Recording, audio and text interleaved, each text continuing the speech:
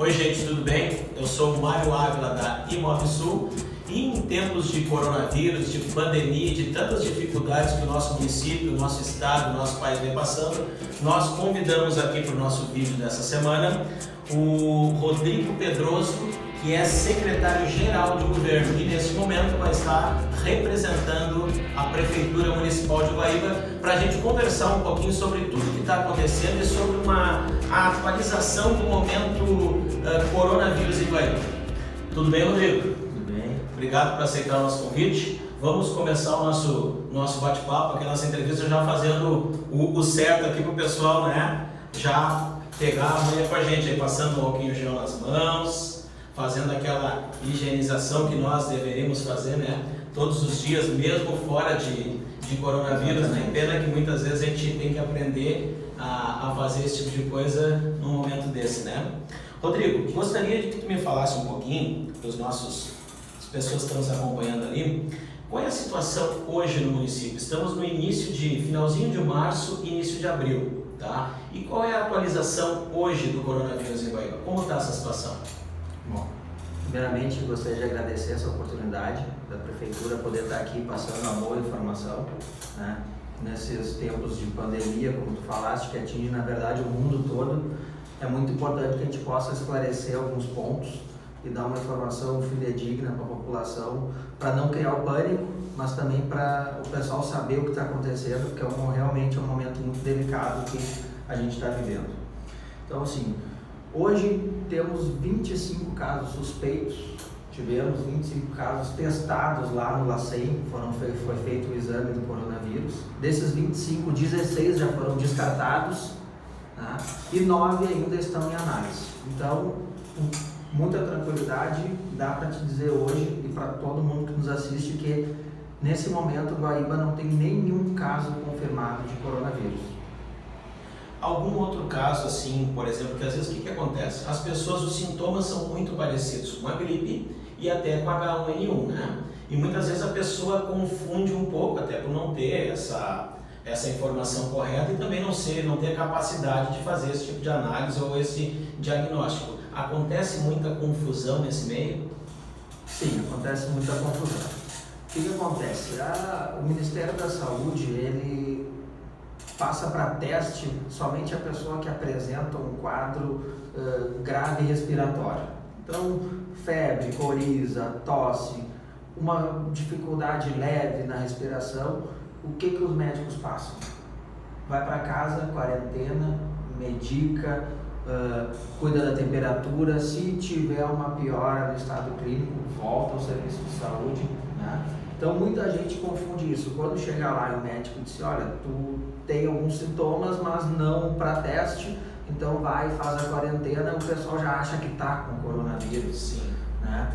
Não é isso, é a orientação como não testa todo mundo, a pessoa vai para casa e faz aquele resguardo até para que se tiver algum problema não passar para ninguém, né? E faz o isolamento, tudo direitinho. Como ele não tem o problema respiratório grave, ele não vai ter problema nenhum. Tu falou que em Guaíba não temos nenhum tipo de caso confirmado até o momento. E esse caso que apareceu ali na CMPC, pode explicar para nós um pouquinho como é que foi? Bom, pelo que nos passaram, o caso da CMPC é um colaborador deles que mora em Porto Alegre e foi atendido no serviço de saúde de Porto Alegre. Como ele foi atendido lá e é residente de lá, ele na estatística vai pontuar para Porto Alegre, não para Guaíba. Por mais que ele tenha em algum momento transitado aqui no município ou tido algum contato, ele é um caso de Porto Alegre por residir em Porto Alegre. A empresa, pelo que nos passou, fez o procedimento correto, está avaliando as pessoas que tiveram contato com ele, né? Isso ele testou, se eu não me engano, segundo a empresa, no dia 23 de março, então já faz alguns dias, e as pessoas que tiveram contato direto ainda com ele não tiveram nenhum sintoma de novo coronavírus. Então a empresa lá faz essa avaliação, inclusive eles têm um protocolo muito rígido até de asepsia e de manter distância e tudo. Eles enviaram para a prefeitura já esse protocolo, a Secretaria de Saúde analisou. Então eles estão fazendo o procedimento correto lá de avaliar as pessoas e isolar as pessoas que tiveram contato com essa pessoa que confirmou o caso, que é um morador de Porto Alegre. Inclusive, quem quiser mais informações, no Instagram da Prefeitura, nós estamos dando uma lidinha ali, tem esse formuláriozinho, essa informação completa por parte da CMPC mesmo, falando sobre o caso, falando algumas precauções e até isolamento e coisa e tal que o paciente esse teve também. Outra coisa que eu te perguntar assim, ó, Rodrigo, o que a Itália não fez, por exemplo, e que nós, vamos pensar mais a título de Guaíba nesse momento, né? Não a título de Brasil, mas comparar o que a Itália não fez que Guaíba está fazendo para prevenir toda essa contaminação em massa. Olha, segundo as notícias que a gente tem acesso, o que aconteceu lá no norte da Itália foi que eles subestimaram esse vírus e não fizeram o isolamento adequado, né? Então, a gente já teve aí um caso muito emblemático que foi agora há poucos dias o prefeito de Roma pedindo desculpa que eles não tiveram a atitude correta. Lá na época eles fizeram uma campanha, Roma não vai parar, e não fizeram o isolamento.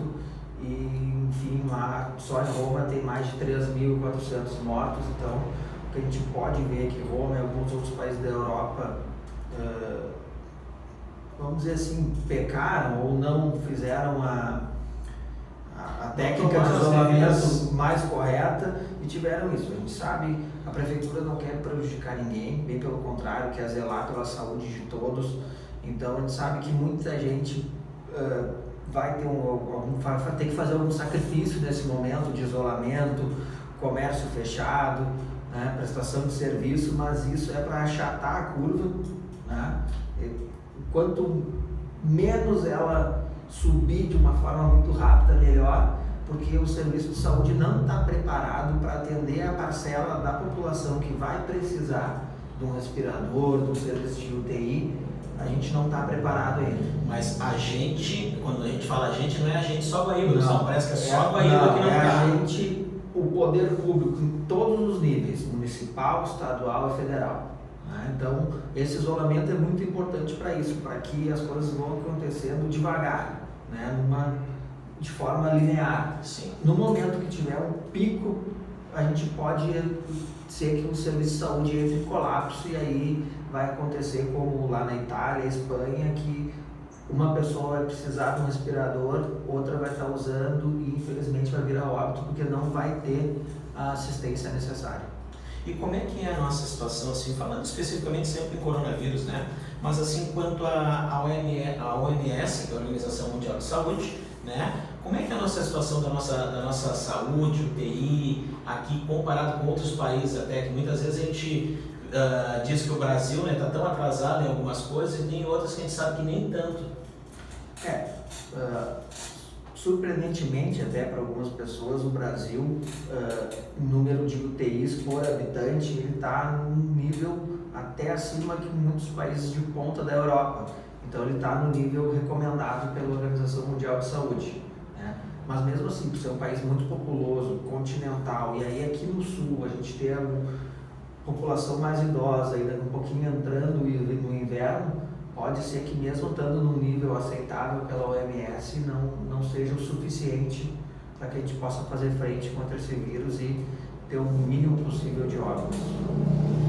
Complicado, né, Rodrigo? Porque quando se trata em vida, né, a gente sempre fica naquela, às vezes a gente está sendo prejudicado por alguma coisa, às vezes para a gente não está bom por outro motivo, mas aí a gente chega àquela seguinte conclusão: qual o valor que tem uma vida, né? E para isso a prefeitura tomou algumas decisões que óbvio que não são aprovadas por todos, né? Como várias decisões que são tomadas pelo governo, e ela lançou um decreto, tá? Eu queria que tu falasse um pouquinho assim, ó, o dia que começou esse decreto, tu tem o histórico dele, e que tipo de estabelecimentos podem trabalhar, não podem trabalhar, quais são os pré-requisitos para poder estar aberto, como é que funciona isso? Para te responder de uma forma assim mais didática e que tenha melhor compreensão para todos, eu vou fazer uma linha do tempo, desde quando o primeiro decreto municipal que tratou de coronavírus, que foi o decreto 29, que foi editado em 13 de março. Esse decreto basicamente limitava aglomerações, eventos, tudo que o poder público fosse fazer que trouxesse aglomerações, já com isso a gente já começou com as escolas a ensinar a lavar a mão, os alunos, os professores a tratarem do tema, né? Mas ele não tinha ainda nenhuma vedação de funcionamento ou de redução de funcionamento, então ele era um decreto mais para chamar a atenção já do tema. Com a evolução do vírus, né, foi editado um outro decreto, que ele decreta a situação de emergência e traz assim uma série de restrições, que é o decreto 35, que ele foi editado no dia 18 de março. 5 dias depois. Então. Então esse decreto 35, o que ele diz? Como bares e restaurantes deviam funcionar, daí o que é? Tem que higienizar após o uso as mesas, as cadeiras, utilizar uma mesa sim, uma mesa não, trabalhar 50% da capacidade, ter álcool gel na entrada do estabelecimento, álcool gel no buffet, né? No comércio também, em geral, ter o álcool gel, fazer asepsia de banheiros a cada 3 horas. Ele também trazia no transporte público. O município teve reuniões com a Expresso Açur, que faz o transporte municipal, com a Catsul, com a própria Guaíba, de disponibilizar ao final de cada viagem, disponibilizar uma pessoa para fazer asepsia, principalmente ali no pega-mão, em cima, no ônibus, nos bancos, para poder evitar o contágio, podendo transitar com janelas abertas, então ele trouxe uma série de restrições, tá? Mas ainda mantinha em funcionamento o comércio e toda a prestação de serviço. Com isso, começou a ter, aí o Brasil decretou que não era mais aqueles casos de contágio que tu sabia de onde veio. Sim. Né? Que a pessoa teve contato com alguém que veio do exterior, que teve contato com a doença. Aí já teve a propagação do vírus na forma comunitária, que é quando não consegue mais saber de onde veio. Começou a aumentar o número de casos. Aí sim se partiu para um decreto um pouco mais restritivo, que é o decreto 37, né? Que ele decreta estado de calamidade pública. Esse começou quando? Esse decreto aqui, ele foi editado no dia 21 de março, num sábado, mas ele começou a ter a vigência dele no dia posterior, que é o domingo, dia 22. Então esse decreto, sim, ele ali no seu artigo 3º, tá? Ele diz que todos os estabelecimentos comerciais de serviços estariam com as atividades suspensas, exceto uma lista que é a lista considerada de serviços essenciais, tá? Isso em consonância com decretos estaduais e até decretos federais, a lista dos serviços essenciais que pode funcionar e as formas com que pode funcionar. Que no mais serviços de saúde, farmácias, alimentação, né? Uma série de comércios e serviços, enfim, que são necessários para o mínimo da vida das pessoas. Depois desse decreto, a gente editou o decreto 39, e daí ele também, algumas dúvidas que ficaram no 37, ele trouxe como autopeças, funcionar com teleentrega, porque o 37 permitia que a oficina mecânica ficasse aberta. Mas a oficina mecânica sem uma autopeça disponível para tu comprar a peça não tinha muito sentido. Então, o autopeças funcionar com teleentrega. E aí foi se adaptando dia a dia, conforme o Estado. Hoje, se a gente for ver, o Estado todo dia edita um decreto sobre o coronavírus, restringindo ou liberando alguma coisa, né? Então a gente fica cuidando assim, como está se tratando isso a nível não só estadual como federal e se adequando conforme as peculiaridades do município. Não é que não sabemos o que vamos fazer, mas como é um vírus e uma situação, né, Rodrigo, que ninguém sabe como ela vai se comportar e como vai acontecer, algumas coisas valem hoje e amanhã passam a não valer ou voltam a valer em função do tudo isso do dia a dia, né?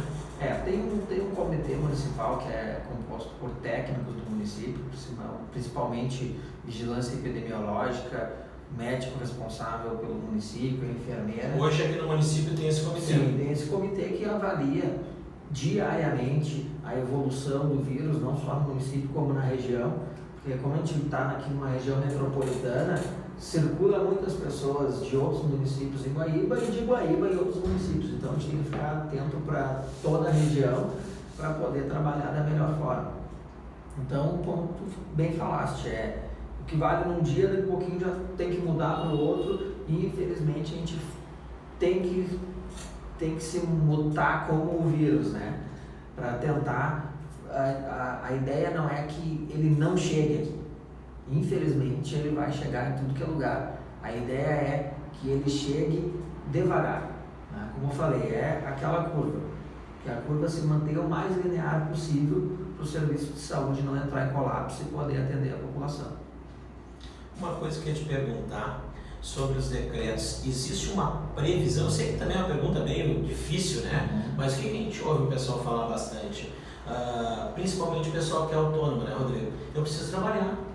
Eu não sei como é que eu vou fazer para pagar minhas contas. Eu tenho aluguel para pagar, eu tenho comida para comprar, eu tenho IPTU para pagar, que é um assunto que eu queria que tu falasse um pouquinho também. Como é que fica a situação do IPTU do município de Guaíba, que teria agora no mês de março a cota única, né? E aí não sei como é que a prefeitura vai fazer, se vai ter algum tipo de prorrogação. Eu queria que tu falasse um pouquinho sobre se existe essa previsão, então, de liberação de algumas coisas, algumas atividades comerciais, e também um pouco sobre o IPTU.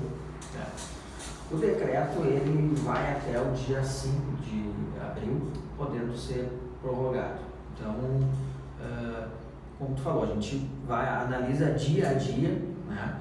E conforme nos permitido, a gente vai, sim, no determinado momento, começar a fazer algumas liberações, porque a gente sabe que a economia não para, as contas não param, e o pessoal precisa, né, de o mínimo do seu trabalho, da sua atividade laboral para o sustento de sua família. Então, mas também é um paradoxo, né? A gente está lá e tem mais de 100 mil habitantes em Guaíba, e a gente também tem que zelar pela saúde de todos eles, e é como a gente falou ali atrás, qual o valor da vida, né?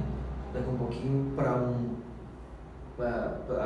a gente pensa assim, para alguém que a gente não conhece, daqui um pouquinho não tem tanto valor, mas se é o nosso, tem um valor geralmente diferente. É assim, então, infelizmente, mas a gente a prefeitura trata todos como da sua família, todos os habitantes são a família da prefeitura, então todos são muito importantes, então é assim que a gente trata lá, para que não tenha nenhum óbito pelo coronavírus, né? Então a gente sabe de que a economia não pode parar, mas então a gente tem pensado dia a dia como fazer liberações, o que fazer liberações, para que o pessoal possa trabalhar, ganhar o seu pão e defender a sua família. Então, até o dia 5 de abril permanece o decreto. Permanece o decreto. Possibilidade nenhuma de ter alguma modificação nesse... Não é que não tenha possibilidade antes, pode ser que tenha, vai depender dessa curva aí do vírus, e também de como vai estar preparado o sistema de saúde, não só local como regional, para fazer o atendimento de quem porventura precise de um serviço de maior porte, um respirador, um ventilador para enfrentar aí o coronavírus. Existe a possibilidade, Rodrigo, de ser eu, em vez do dia 5, óbvio, quando é o decreto, do dia 6 em diante, liberar as atividades comerciais com 50% de capacidade, com 50% de funcionários, com entrada limitada, com um sistema de lavagem de mãos na entrada, como a gente já vê alguns mercados fazendo? Tem essa possibilidade do comércio no geral? Sim, tudo isso, todas têm essa possibilidade, sendo assim o objetivo, mas como tu falou, 50%, quando voltar, tudo a gente tem que voltar de uma forma gradativa para ir analisando com muita cautela como o vírus vai se comportar nesse momento, né? Então tem sim essa possibilidade, é o que a gente estuda dia a dia, e tomara que tão logo o vírus tenha dado uma estabilizada na região, a gente já consiga fazer essas liberações. Volto a dizer, o intuito da prefeitura não é prejudicar ninguém, nenhum segmento da economia, né? Mas tem segmentos que são essenciais para a vida de todos e alguns que nem tanto. Então, infelizmente, tem algumas restrições que a gente tem que seguir. Alguns conseguem fazer home office, né? Alguns conseguem trabalhar mais online. E uma coisa importante também, né, Rodrigo, é que nesse caso a prefeitura também está deixando de arrecadar de alguma maneira, porque tem os impostos mensais que são pagos, como o ISSQN, né, também é É um dinheiro que, no momento que não tem essa produção, acaba deixando de entrar nos cofres da prefeitura, né? Exatamente, né?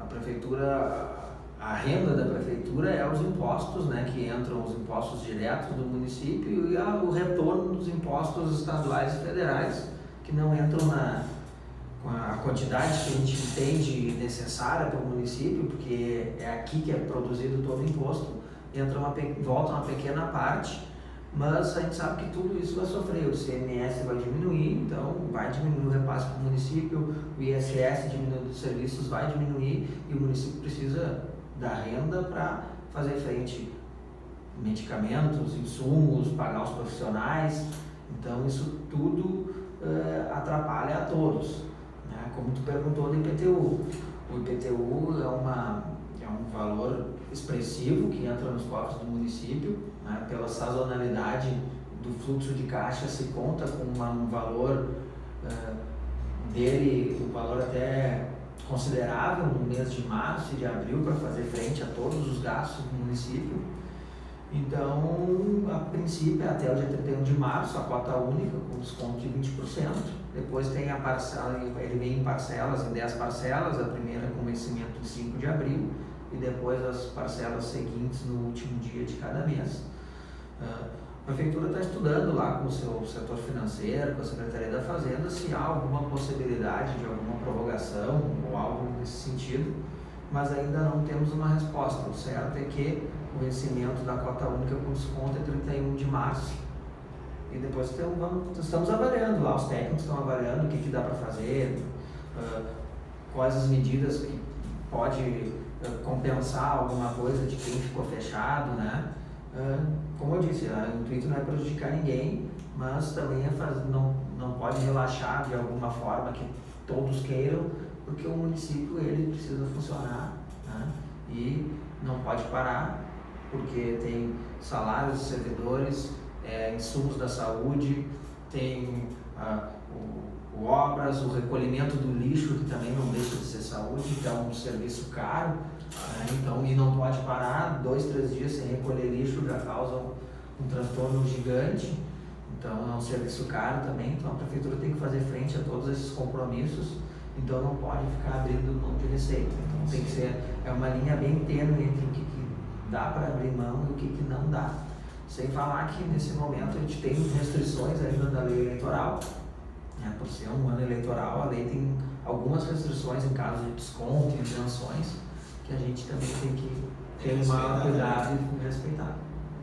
Outra coisa que eu te perguntar, às vezes o que acontece? Não sei se é o caso, se está faltando algum tipo de medicamento falando mais especificamente de novo para o coronavírus, óbvio que não tem um medicamento específico, né? Mas a prefeitura precisa, como todo mundo lá, do álcool gel, da máscara, do respirador. Como é que está a situação disso hoje? Tem como conseguir no mercado? O pessoal está abusando de preço em função da demanda? Como é que está isso aí hoje, Rodrigo? Hoje em dia a maior dificuldade é com os EPIs, né? Luva, máscara, avental, o próprio álcool gel. Então, está uma escassez no mercado e aquela regra básica, né, da demanda e da procura, da oferta e da procura. Né? Então, com essa pouca oferta no mercado, realmente os preços se elevaram. Tem preços aí com 2.000% de ágio, né? Na questão da máscara, aí tu comprava uma máscara por 95 centavos, hoje tem fornecedor pedindo R$25. E aí, 95 centavos, hoje a mesma máscara R$25. E talvez é com dificuldade de conseguir. Com dificuldade de conseguir. Então a gente está procurando o melhor preço, são situações bem delicadas, né? Mas a gente está tentando o melhor preço, tudo. E ainda algumas coisas assim que tivemos azar em algumas situações, algum fornecedor que a gente conseguiu com um preço melhor que os 25, ali na faixa dos R$6, R$8. Os decretos, principalmente os decretos de calamidade, todos os municípios fizeram. E ali diz que tu pode requisitar o material. Né? Tu não compra, tu vai lá, requisita e depois tu faz o pagamento de fornecedor. Então teve fornecedores de outras cidades aqui da região metropolitana, quando estava lá o material pronto para ser enviado para Guaíba, a prefeitura daquele município foi lá, requisitou o material, com o decreto deles tem força dentro do limite territorial deles e perdemos o material. Mas a gente está aí tentando fazer com que não falte, né, esses equipamentos de proteção individual, principalmente para os trabalhadores da saúde. São trabalhadores que nesse momento não podem ficar doentes, porque senão vai faltar gente para atender, né? Então a gente tem que o máximo cuidado com esses servidores. Então a gente está buscando aí não que não falte equipamentos, mas também que não pague esse preço abusivo. Já notificamos o Ministério Público para esses fornecedores que estão com um preço elevado, para ver se a gente consegue ajustar e adequar a situação. Outra coisa que eu te perguntar também, bem interessante, embora a gente sabendo que não tem uma vacina para o coronavírus especificamente, mas está na época, já começou em Guaíba a vacinação para, no primeiro momento, o pessoal de mais idade, né, e depois também o pessoal da área da saúde, poder fazer a vacinação contra a gripe. Como é que está a vacina? Como é que o município está preparado para isso? Começou agora na segunda-feira da semana passada, começou a vacinação. Idosos e profissionais da saúde, a primeira etapa de um cronograma já disposto pelo Ministério da Saúde. Né? Causou uma certa polêmica o primeiro dia da vacinação, de vão levar os idosos para os postos, vai ter aglomeração, por que não faz em casa? Estudamos várias maneiras e o município não dispõe da estrutura necessária para ir na casa de cada idoso fazer a vacinação. Então, quem está sendo vacinado em casa é um idoso acamado ou com dificuldade de locomoção, que a família entra em contato com a Secretaria da Saúde e vai um profissional lá vacinar, que é um número bem menor de pessoas. E um dos problemas que a gente enfrentou e que a maioria dos municípios está enfrentando é a quantidade de doses. Como foi antecipada a vacinação, o Ministério da Saúde não estava preparado ainda para a quantidade de doses necessárias. Então, para Guaíba, na primeira leva, veio 4.000 doses, que durou das 8 da manhã às 4 da tarde. Passaram-se 3 dias, veio a segunda leva, que durou 1 dia e meio também. E agora a gente está aguardando a terceira leva de vacinas para continuar ainda nessa primeira etapa, que são idosos e profissionais de saúde. Então, todos os municípios estão sofrendo com isso, também não é uma culpa do Ministério, como teve essa antecipação em virtude do novo coronavírus, os laboratórios ainda não estavam preparados para entregar todo o estoque. Mas, no fim, a gente foi usando da criatividade, fez em forma de drive-thru, a pessoa não precisava descer do carro, era vacinado dentro do carro. Quem queria descer, poderia descer, fazer a vacina na sala, mantendo espaçamento de 2 metros entre cada pessoa, álcool gel, toda asepsia, né? E está enfrentando bem isso da vacina, foi um retorno bem positivo. Essa vacina estilo drive-thru que tu falou, é em todos os postos? É no posto de vacinação do pronto atendimento, no posto da Vila Holanda e no posto da Coab. Eu ia te dizer justamente na Vila Holanda, porque eu levei meu pai e minha mãe, justamente a gente também não sabia como é que estava todo mundo pouco a pouco, como é que vão fazer, é alto risco, vai fazer aonde, vai entrar com um monte de pessoas, e justamente tinha uma fila de carros bem organizadinho, o pessoal vacinava dentro do carro, não precisava nem abrir a porta, era abrir o vidro do carro. Meu pai e minha mãe estavam dentro do carro e fizeram a vacina bem tranquilo, e foi, olha, nesse dia que a gente foi na segunda leva, olha, não demorou 20 minutos na fila que tinha ali, para fazer. A gente, como eu disse, a gente emprega todo o esforço necessário, nem sempre a estrutura física e de pessoal permite que seja prestado o melhor serviço. Sim. Mas a gente presta o melhor que pode com as condições que tem. Então, nesse momento de pandemia, a gente pede o bom senso das pessoas. Vai ter vacina para todo mundo, não precisa ir todo mundo de uma vez, pode ir com calma, que todo mundo vai ser vacinado. Outra coisa, quando é que a terceira leva, então, que vem de dose, tem uma previsão já? Estamos esperando, né? Já foi feito. Então, logo chega uma dose, a gente já pede a nova remessa para a Secretaria Estadual da Saúde. A previsão é que chegue amanhã ou na quarta-feira. 31 de março ou 1º de abril. Então, logo chega, a gente já distribui nas unidades e já noticia. É sempre bom ficar ligado nas redes sociais da Prefeitura, onde a gente está noticiando tudo do novo coronavírus, vacina, né? Já vai estar ali a volta da vacinação para todo mundo se vacinar e ficar protegido aí contra a influenza, né? Ela não protege contra o novo coronavírus, mas a influenza ou qualquer outro tipo de gripe ela tem essa sua eficácia e não ficando doente é o que conta para nós não encher o sistema de saúde por algum relaxamento de não se vacinar. Então, todo mundo que está nesse grupo agora, idosos, profissionais de saúde, depois nos próximos grupos, é bom se vacinar para ficar bem protegido. Rodrigo, outra coisa para darmos encerramento, então, não pode ter aglomerações. Como é que está funcionando nas capelas mortuárias da prefeitura? Hoje, quando morre uma pessoa, não é o caso do coronavírus, graças a Deus ainda até esse momento, mas eventualmente por um outro motivo, por uma fatalidade ou por algum tipo de doença pré-existente também que pode a pessoa ter. Como é que está funcionando as capelas mortuárias, Rodrigo? Infelizmente, né, até nesse momento de dor aí para as famílias, tem um regramento. O decreto 35, no seu artigo 16, ele diz que fica limitado o acesso de pessoas a velórios e afins a 30% da capacidade do local ali, da capela, né? Então, para ter um número bem reduzido de pessoas, porque geralmente é um local pequeno, pouco arejado, então fica a 30% da sua capacidade nos velórios.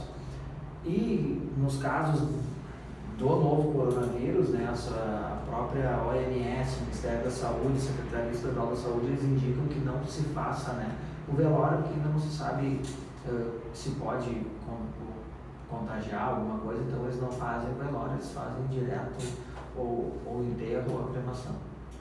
Ok, então vamos encerrando por aqui então esse nosso vídeo sobre o coronavírus, né? Falando então com o Rodrigo Pedroso, que é o secretário-geral do governo. Agradecer, Rodrigo, aqui, agradecendo o cumprimento agora que nós estamos, está todo mundo fazendo agora o novo cumprimento, né? Depois vão ficar com uma saudade de abraçar as pessoas, pelo menos eu gosto de abraçar, de beijar. Já estou louco para abraçar as pessoas, mas infelizmente não é o momento para isso. Obrigado, Rodrigo. Nós na Imobsul, o que nós mais queremos é que tudo volte ao normal, né? Sabemos que é um momento difícil, sabemos que infelizmente algumas coisas não podem ser feitas hoje e terão reflexos ali na frente. É inevitável, não adianta, como nós falamos aqui durante a nossa conversa, o comércio está sofrendo, os estabelecimentos comerciais, é gente que tem aluguel para pagar, é gente que tem compromisso financeiro, prestação de imóvel, prestação de eletrodoméstico, de tantas coisas que a gente faz, carro também, e infelizmente tudo é uma questão de bom senso, como tu falou. Fácil não vai ser para ninguém, não tem fórmula de bolo, né? Onde pronto, é assim que se faz, porque nunca passamos por uma situação dessa, não Guaíba, o mundo todo, né?